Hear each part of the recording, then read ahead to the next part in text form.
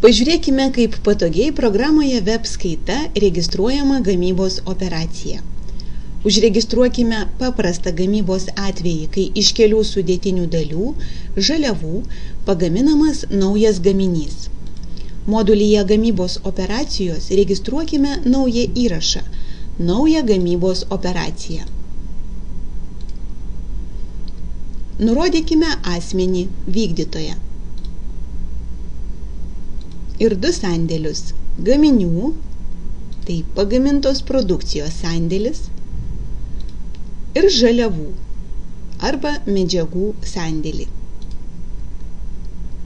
Šie sandėliai gali ir sutapti. Patvirtinus bendrą operacijos informaciją, pildomas gaminių sąrašas. Gaminys pasirenkamas bendrajame prekių sąraše.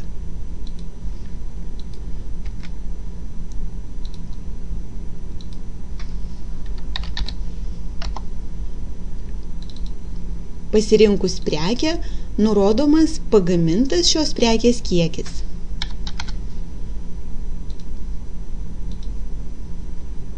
Gamybos operacijos gaminių sąraše matoma pagaminta prekė ir pagamintas šios prekės kiekis.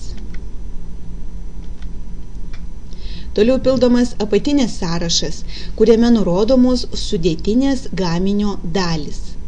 Nurodykime gamyboje sunaudotas medžiagas, jos pasirenkamos žaliavų sandėlio prekių sąraše. Pasirinkus tinkamas prekes yra nurodomi gamyboje sunaudoti šių medžiagų kiekiai.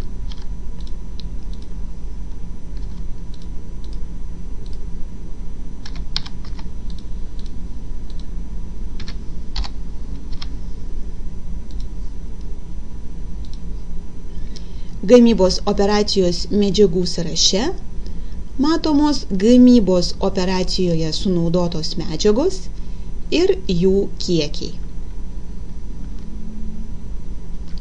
Galima nurodyti ir kitas sudėtines gaminio dalis, paslaugas, darbus ar sumas nurašomas iš konkrečių sąskaitų. Patvirtinkime įvestą informaciją. Po patvirtinimo lauke suma matoma medžiagų sunaudotų gamyboje savikaina. Patvirtinkime gamybos operaciją. Kiekvienai gamybos operacijai gali būti atspausdintas dokumentas – gamybos aktas. Gamybos akte taip pat matoma savikaina, gaminio savikaina, vieno vieneto ir viso kiekio, bei kiekvienos gaminio sudėtinės dalies savikaina, vieno vieneto ir viso kiekio.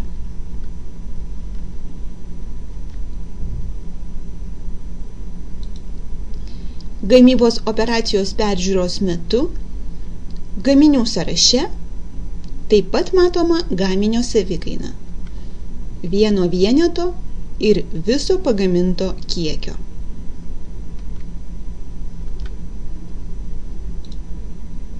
Gamybos operacijos sąskaitų korespondenciją bendrajame žurnale galima greitai pamatyti operacijos informacijoje.